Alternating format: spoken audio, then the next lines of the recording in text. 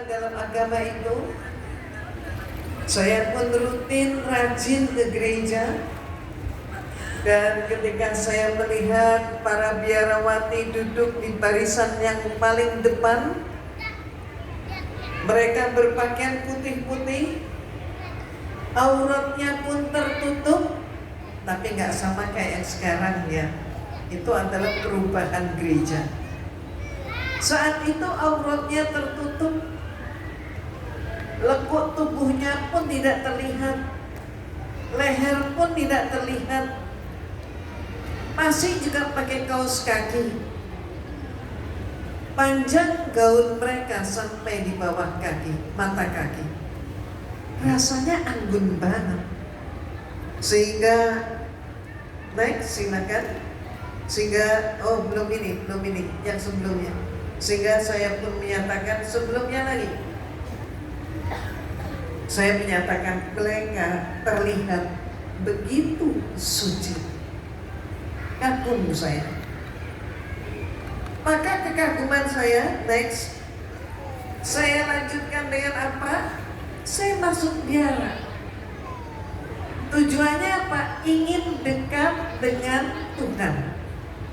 Istilah saat itu.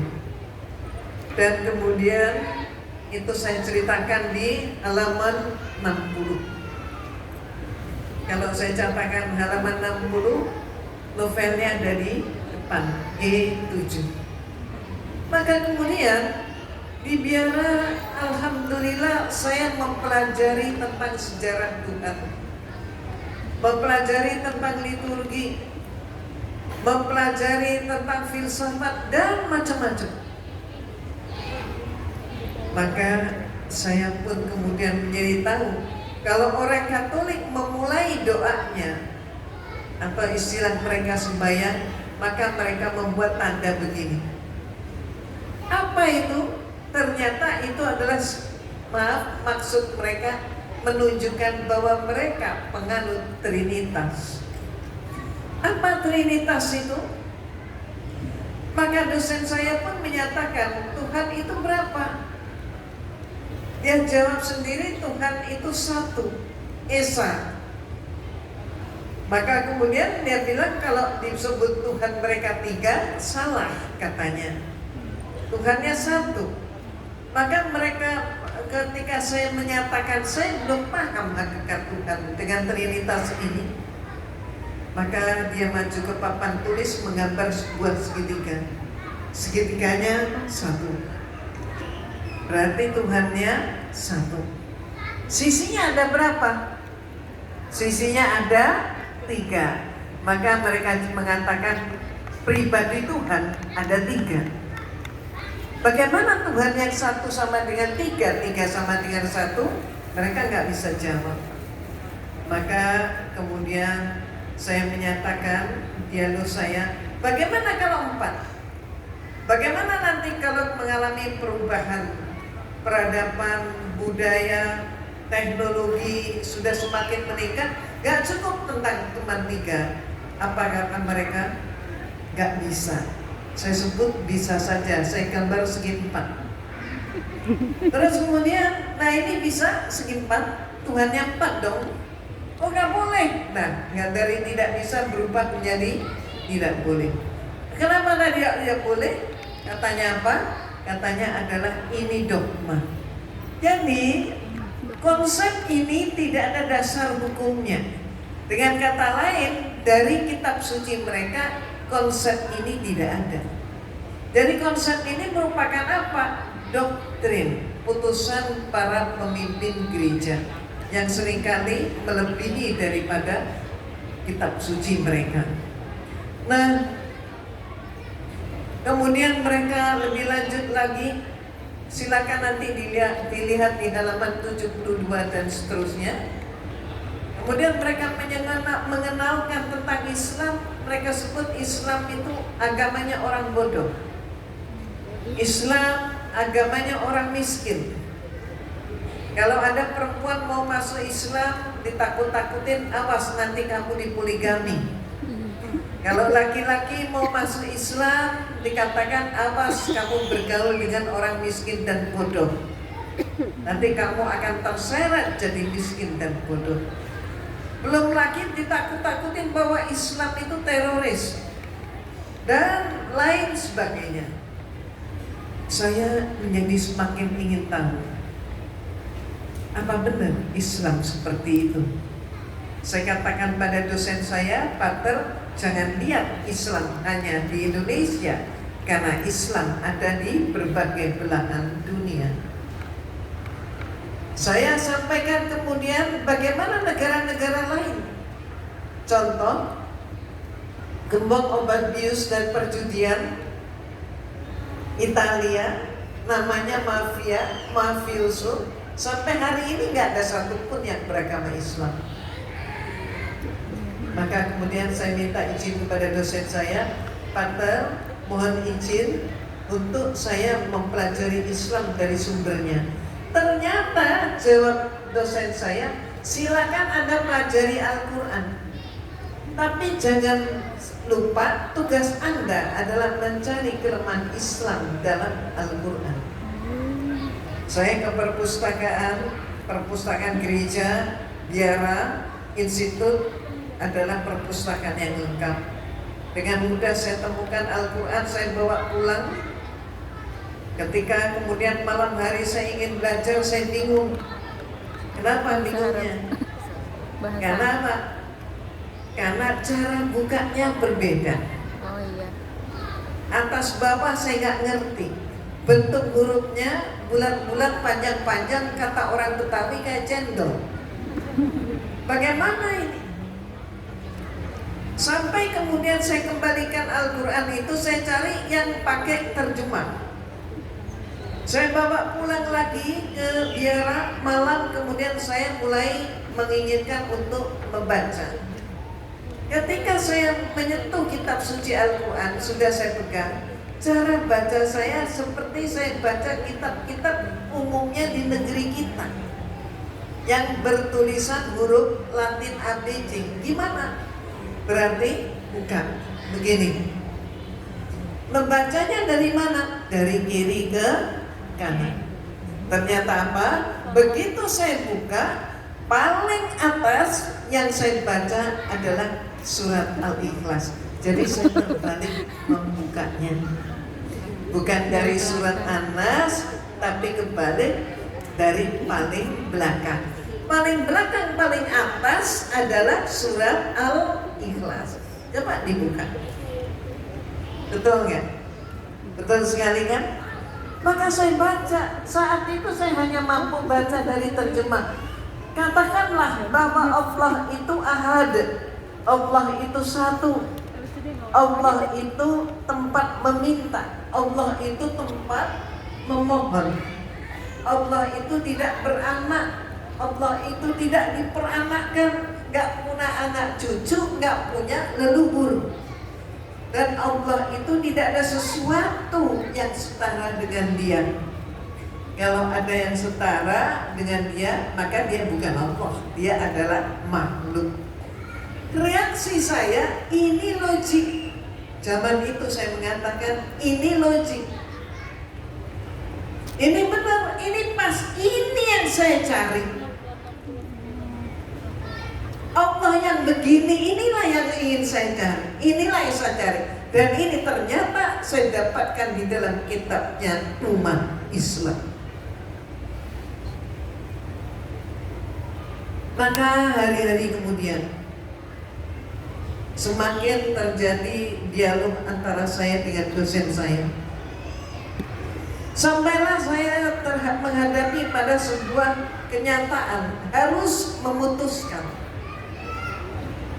Apakah saya lanjutkan hidup di dalam suatu keyakinan yang saya tidak bisa menerima, ataukah saya tinggalkan kehidupan itu, menempuh kehidupan sesuai dengan hati nurani saya, bahwa Allahu Ahad.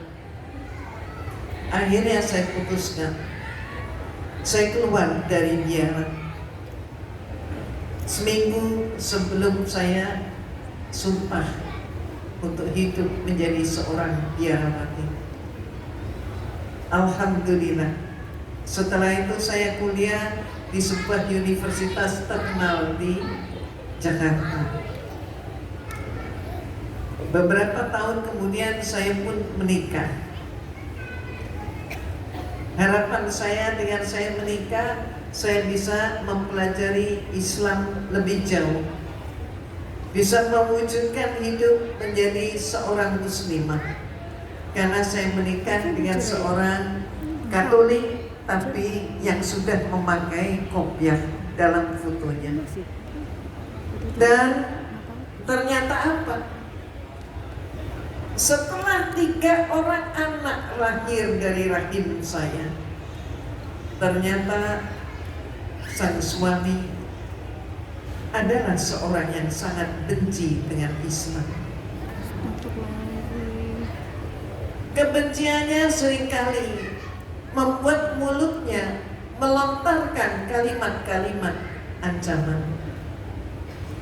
Sehingga kembali saya berada di persimpangan jalan. Pilih mana? Antara memilih suami atau memilih Allah. Kalau milih suami berarti sudah hidup seperti itu dengan mapan. Tapi kalau saya memilih Allah, maka saya harus mulai dari nol. Tapi ngomong-ngomong seperti ini, siapa saya? Ternyata saya pun belum milih yang mana-mana. Yang kadang-kadang saya pun bingung, saya harus memohon kepada Tuhan yang mana?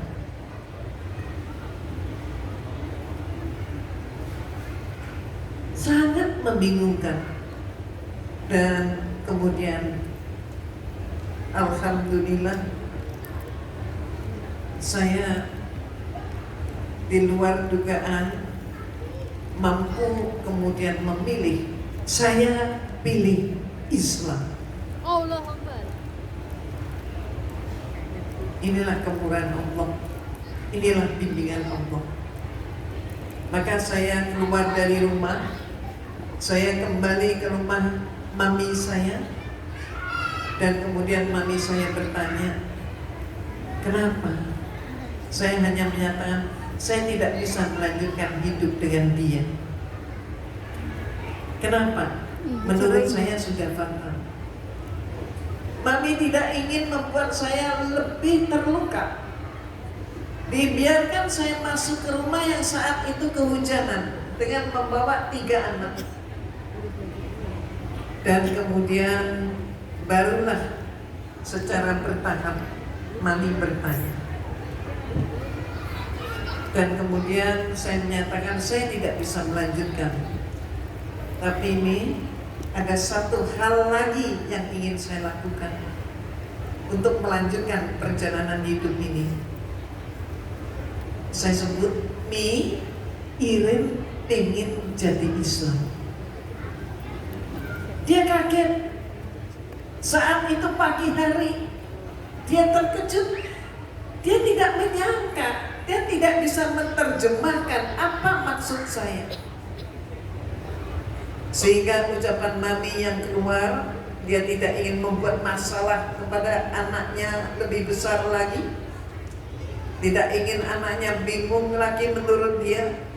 Maka dia menjawab, ya orang Islam juga ada yang baik-baik loh. Inilah yang menjadi penguat bagi diri saya. Ibu, Ananda, dan saudariku, saat ini pun kita hidup di era Islam dicaci, dimaki, dihujat, dituduh sebagai teroris, ekstremis, dan lain sebagainya.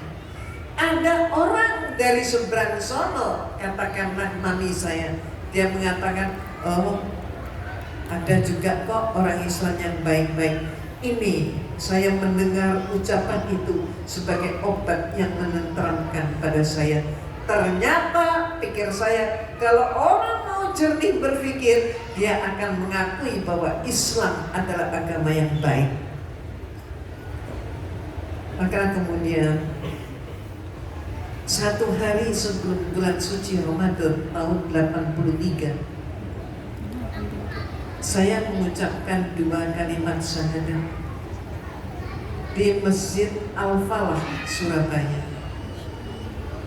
Saya diantar oleh pembimbing saya, Kiai Haji Ahmad Sujai dan istrinya, kedua-duanya sudah almarhum. Dan sebelum beliau berkenan mengantar saya ke Masjid Al-Falah yang kemudian saya dibimbing mengucapkan 2 kalimat syahadat oleh Bapak Kiai Misbah almarhum. Saat itu ada pertanyaan dari pembimbing saya, Kiai Haji Ahmad Sujai almarhum. Iren, dia bilang, kalau Anda sudah jadi muslimah, maka kemudian ada orang Islam, maka ada orang yang bertanya tentang Islam, bagaimana? Anda jawab atau tidak? Saya katakan, Ustadz, saya ini baru belajar Islam, belum ngerti banyak. Dia tercenung. Beliau tercenung kemudian mengulangi pertanyaan, Iren, kalau ada orang bertanya tentang Islam bagaimana? Loh, kok pertanyaannya mirip? Kenapa kok tanya ini? Maka saya bilang, apa yang saya ketahui tentang Islam? Sedikit sekali. Ternyata beliau tercenung dan kemudian bertanya dengan pertanyaan yang sama 3 kali. Pertanyaan 3 kali, pertanyaan yang sama. Berarti apa? Ini pertanyaan penting. Beliau nggak main-main, bukan basa-basi. Maka kemudian saya jawab, insya Allah saya akan menjawab, walaupun pengetahuan saya masih sedikit, ibarat menyampaikan walau hanya 1 ayat. Ternyata ini adalah titik balik dalam kehidupan saya, memperjuangkan syahadat. Maka kemudian setelah saya mengucapkan 2 kalimat syahadat, keesokan harinya saya sudah melaksanakan ibadah puasa. Ketika saya diajak makan, saya pun kemudian menyampaikan, saya belum lapar. Besoknya ditanya lagi, kok gak makan? Ayo makan. Belum lapar. Besoknya tanya lagi, akhirnya apa? Saya jawab, orang Islam kan sedang puasa saat ini. Saya juga pengen untuk puasa, untuk setidak-tidaknya meringankan tubuh saya. Diet maksud saya. Itu alasan saya. Tapi suatu hari kemudian, setelah selesai Ramadan, ketika saya sedang sholat dan kemudian kakak saya mencari saya tidak di tempat, dia masuk ke kamar, dia lihat ada seorang muslimah dengan memakai mukena sedang sholat. Dan kemudian hari berikutnya terjadi yang sama, dan muslimah itu persis sedang salam. Ketika salam, menengok ke kanan, menengok ke kiri, maka yang dia lihat itu adiknya. Apa yang terjadi? Pintu kamar pun ditutup dengan sangat keras, berat. Dan sejak saat itu terjadilah beban berikutnya, perjalanan kehidupan berikutnya. Insya Allah ujian demi ujian yang datang pada saya semakin meningkatkan iman saya. Itulah hikmah orang Islam. Kita yakin bahwa Allah tidak akan memberi ujian di luar kemampuan kita, ujian untuk meningkatkan keimanan kita. Berbeda dengan agama yang dahulu saya anut, kalau dapat ujian berarti Tuhan marah, begitu. Nah, inilah mereka perbedaannya. Nah, next berikutnya, maka perjalanan hidup saya tidak, mohon maaf, tidak sepi dengan apa? Fitnah terhadap Islam. Kalau hari ini ibu, saudariku, anandaku kalau masuk ke YouTube akan lihat juga berapa banyak mereka yang tidak bisa menjawab video saya tapi kemudian mereka menyerang pribadi saya, melakukan pembunuhan karakter, fitnah dilontarkan. Apa diantaranya? Bahwa fitnah itu menyatakan Islam adalah agama teroris, bahwa Rasulullah itu adalah seorang pedofilia, Rasulullah adalah perampok, dan hati-hati kalau sebuah negara dipimpin oleh orang beriman, orang Islam, maka nanti akibatnya semua akan dipaksa jadi Islam, dan seterusnya. Ternyata saya mendapatkan data yang sangat bagus. Coba kita lihat Arab Saudi. Arab Saudi itu 89% penduduknya Islam, berarti 11% yang non-Islam. Kerusuhan antar agama berapa? 0. Qatar itu 92%-nya Islam, kerusuhan antar beragama 0. Turki itu 87% Islam, kerusuhan antar agama 0. Bahrain, Kuwait, Uzbekistan, Bangladesh, Indonesia mayoritas juga Islam, dan alhamdulillah tidak terjadi kerusuhan agama.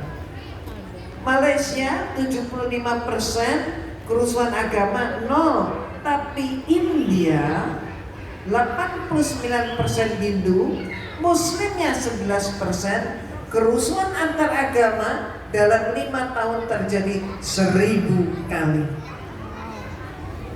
China 91% non-Islam, Muslim hanya 9%, kerusuhan antar agama 500 kali dalam 10 tahun. Myanmar 95% Buddha, 5% Islam, maka kerusuhan antar umat beragama sampai hari ini belum selesai.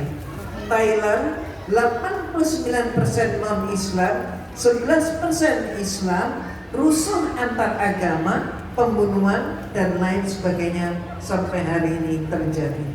Nah, Ibu dan Bapak, ternyata apa?